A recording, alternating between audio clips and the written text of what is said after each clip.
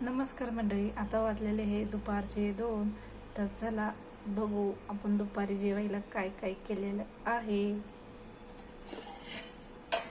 तर इथं केलेलं आहे बीन्सची सुक्की अशी भाजी. तर बघा किती यम्मी यम्मी दिसत आहे. बीन्सची भाजी आहे इथं केलेलं आहे. आपण शेवग्याची अशी चिंच वगैरे टाकून आमटी केलेली आहे.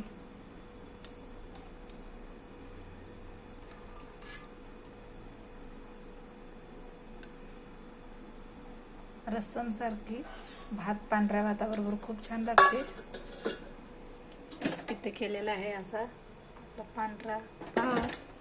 इथं काय आहे बघूया.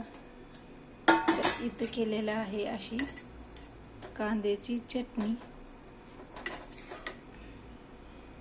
दिसत नाही आहे क्लिअर. तर आजचं दुपारचं जेवण आपलं असं आहे. कसं वाटलं नक्की कमेंट करून सांगायला विसरू नका.